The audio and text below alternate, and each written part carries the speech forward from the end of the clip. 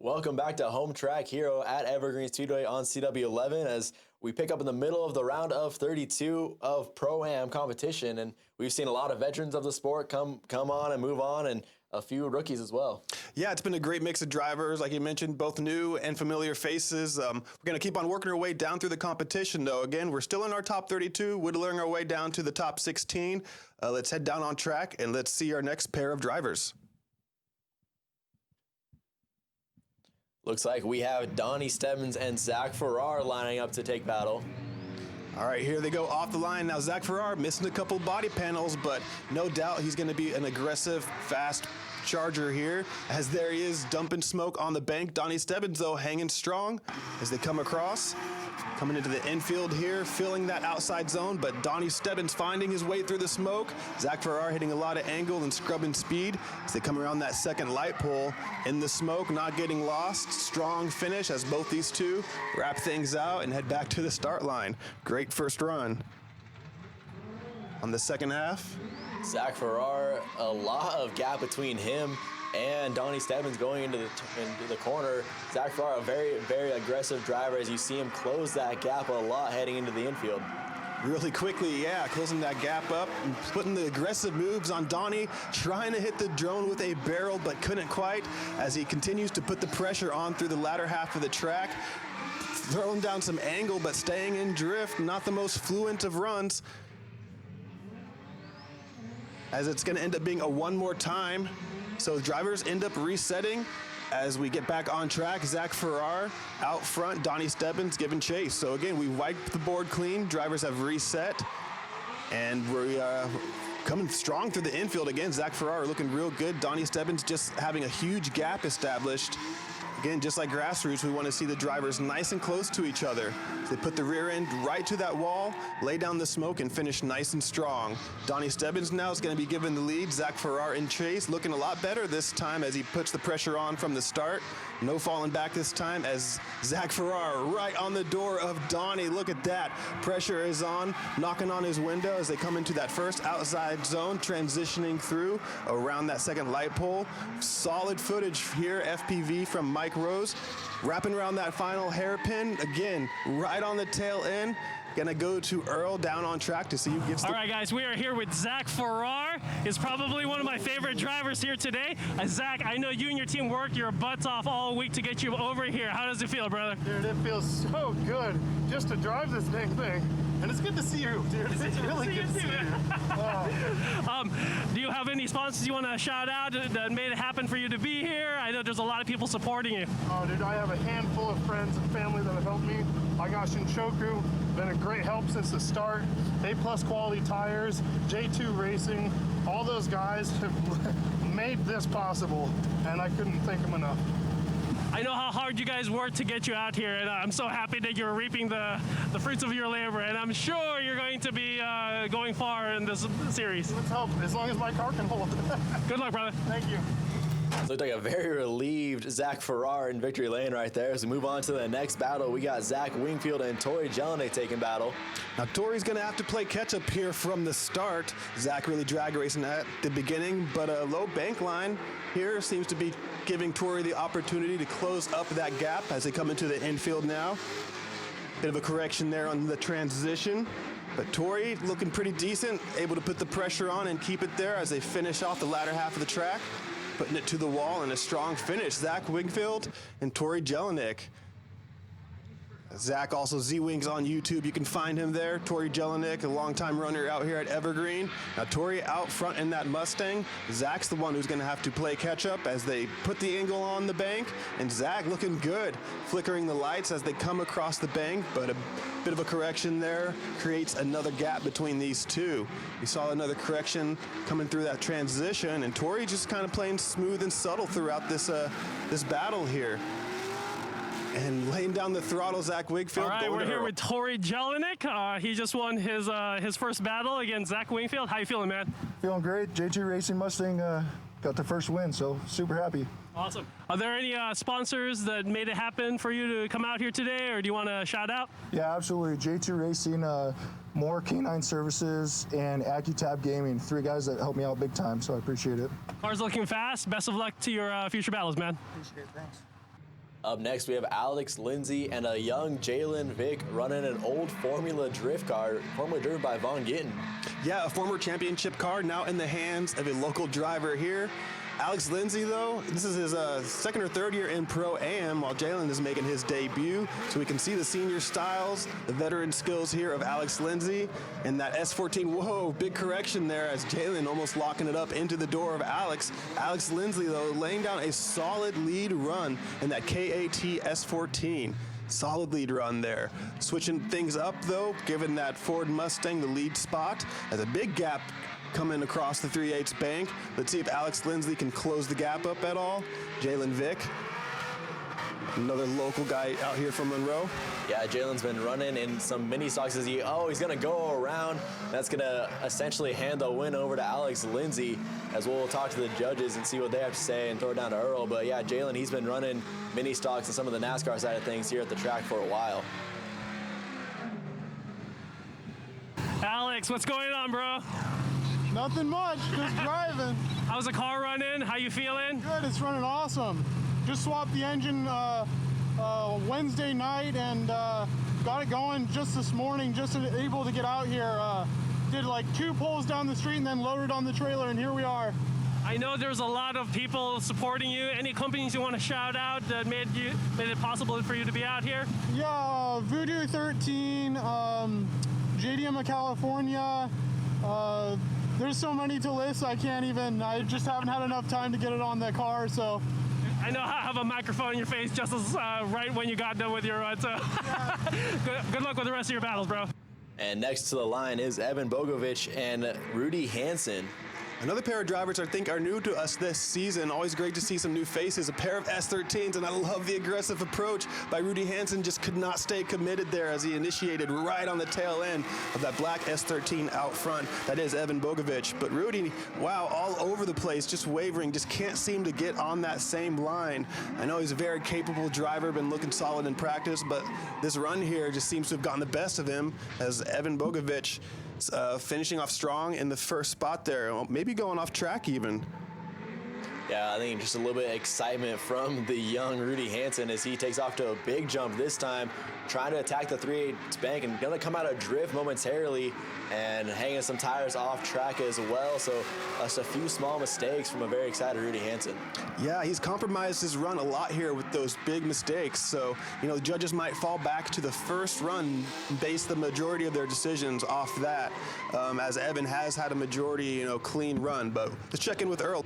We got Evan Bogovich. He just won his first battle. How you feeling, brother? Pretty good. I'm a big fan of Goon Squad. You guys have been around for a minute now. Where's the rest of the team? I'm actually from Sacramento and just borrowing the car. Okay, cool. Well, the Goon Squad guys make good cars.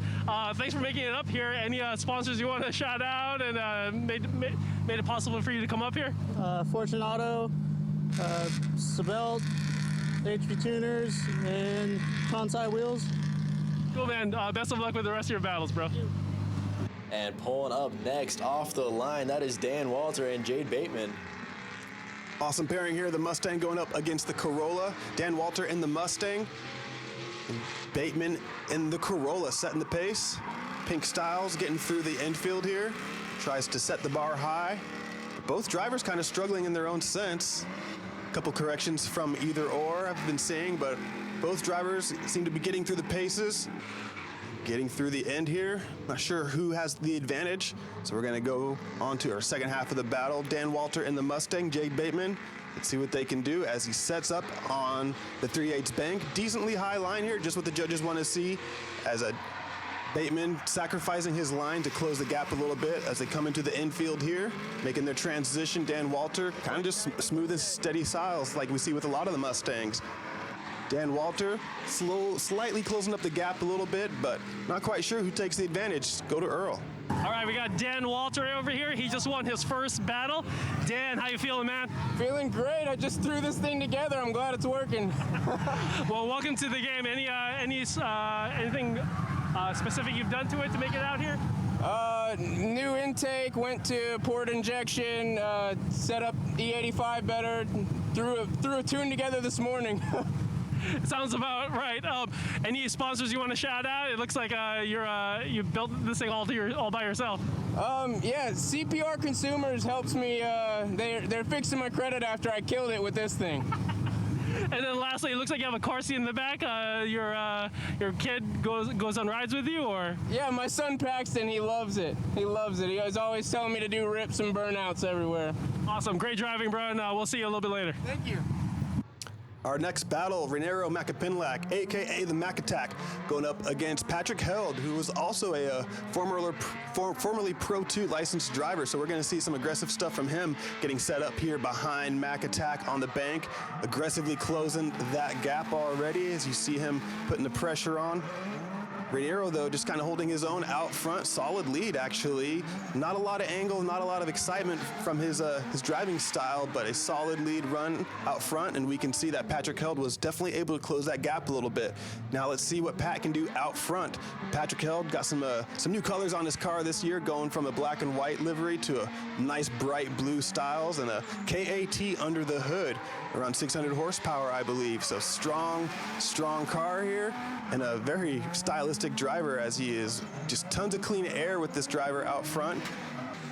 Able to get a solid gap, huge gap over Renero, who's just kind of doing his own thing out back. We're going to go to Earl again.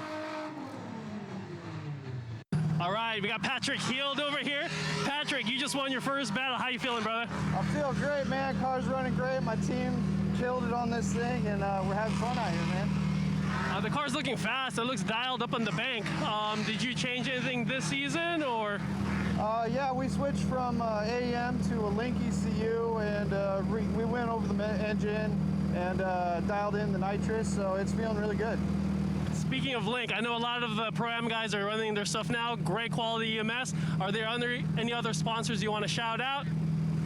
Yeah, I'd like to give a big shout out to ALM Automotive, Lucas Oil, Race Flux, Cosmos Racing Wheels, Nitrous Express, all those guys, man. All of my friends have helped me out. It's awesome, dude. Awesome. Great driving, dude, and I'm sure we'll see you later.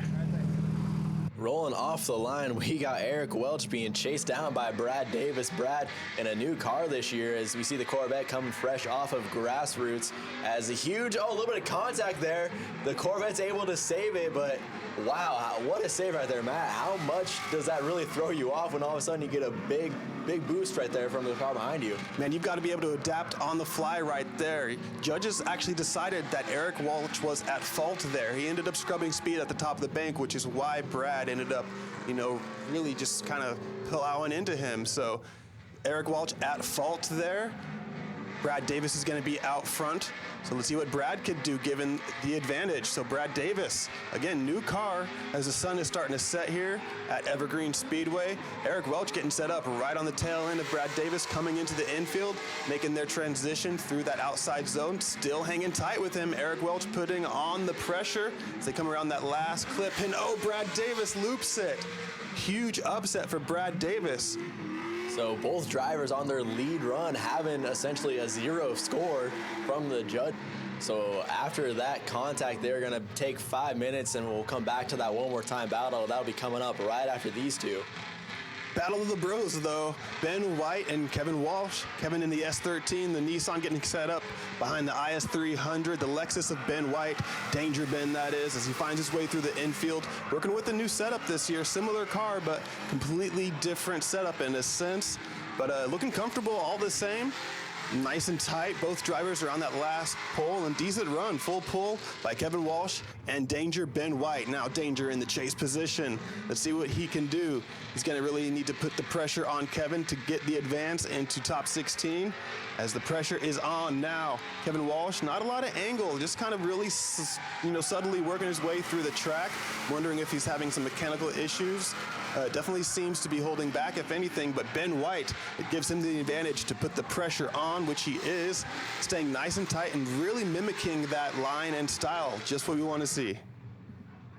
As we go back to that one more time battle between Brad Davis and Eric Welch, our final battle in the round of 32. So here they go with one more time. It looks like it's going to be Welch leading. Yeah, after all the mistakes of the first round, gonna have to wipe the board clean and give these drivers another attempt. So Here we go. Corvette getting set up, wavering a bit on the bank though. Brad Davis seems to be holding strong and really closing that gap, establishing himself right behind him. Again, Eric Welch looking pretty good overall though in the Corvette as they get nice and tight on that last clip, putting it to the wall, and a strong finish as we're gonna reset, switch the drivers up, and send them off. As it looked like the Eric Welch, one of the grassroots drivers, he's kind of taking some time to adapt to the 3/8 bank. As you see him send it in pretty hard there and have to overcorrect again. He's losing a ton of angle, trying to catch back up to Brad Davis as they go into the inner portion of the track. Real aggressive though, just what the drivers want to see, but cannot stay committed in that play where he, kind of set up there on the rear end of Brad, but able to close the gap. But we're seeing a lot of wavering, a lot of mistakes. Brad holding strong. Let's see what Earl says. All right, Brad, you came in here as a heavy favorite, and you're driving awesome. How you feeling, bro? I'm feeling great. It was a little hairy the first battle because we both hit each other, and I'm not gonna lie, I feel like I got the lucky call out of those two because I was being pretty aggressive and I made some mistakes, and so learned from those, and now moving on. How does the car feel? Anything sketched out, or is it driving straight? No, it feels great. I think I've been taking a lot of body damage today, but that's just a part of it.